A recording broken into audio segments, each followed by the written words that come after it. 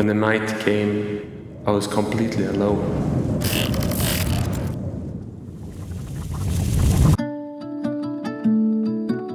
Hi, this is my story of Vätternrundan, when I biked 300k and finally managed to reach Emma Cook's voice. Usually my videos are about training, workouts, muscles, something hard and tough.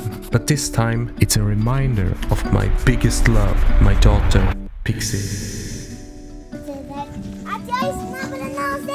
Many nights when Pixie goes to sleep, she leans back, looks at me with her big eyes and asks, "Dad, can we have a look at Emma Cook?" Of course, I say. We play the Voila Voila song on YouTube and get mesmerized by her voice. Emma is Pixie's idol. She wanna dress like her, she wanna sing like her, she wanna have the same earrings like her. And I thought, why not just book tickets to her show? Go there, record her singing this beautiful song, and then show it to Pixie as a gift. Everything sounded perfect until I remembered the race. On the same date as Vätternrundan, a 300k bike race I had to film a documentary for. At first it seemed impossible to do both. I realized I could drive from Stockholm, bike the race overnight, sleep for a few hours, and still get to the concert. So I gave it a shot. I packed my bags and drove 3 to 4 hours to Motala. Parked near the train station, walked to the registrations office, picked up my race number and chip, and then I strolled around and catch the race vibe. The tension was almost touchable. Nerves in the air everywhere. I went to a restaurant and had my last meal. Then I went off to my car and prepared my bike. And then I checked my clothes and made sure that I had enough energy through the whole night. The plan?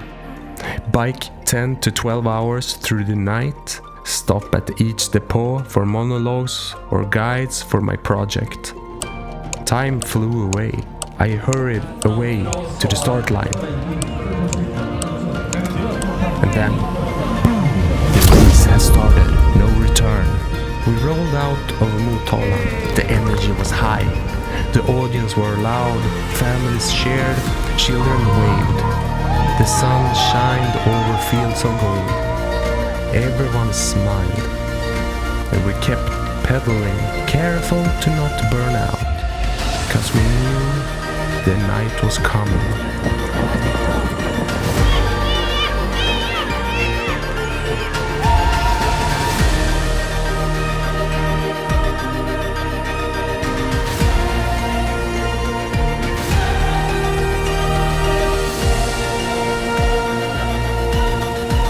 A couple of days before, I was informed that my dad is going to die.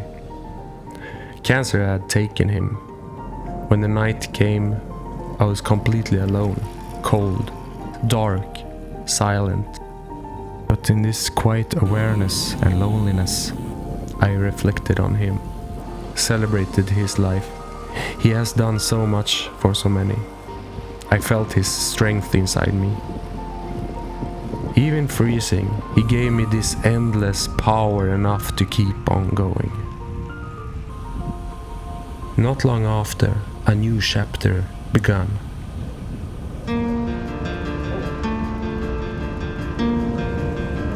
The ray of lights gave hope and started to rise behind the trees. Some kind of harmony and a glimpse of the finish line. This section of the track was the most beautiful I ever seen. I realized I'm going to make it. I will finish the race, rest a bit, and still get to the concert. It is doable. Time and miles flew by. I was exhausted. I hadn't slept for 24 hours, and I gave it all the last 2 hours. I kept pushing. I put my head down and I did my last effort. And finally, I reached the finish line. Tiredness, joy, euphoria overwhelmed me. I had exceeded my own expectations. I met up with my friend Patrick while resting my mandatory 6 hours before I was allowed to drive home. Then quickly into the car to continue the journey towards Cook. Still 32 hours awake, eyes rolling, but I told myself, you better not quit now.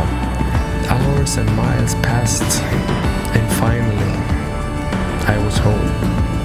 We got to the arena, we got through the lines, found our seats, and then I made it.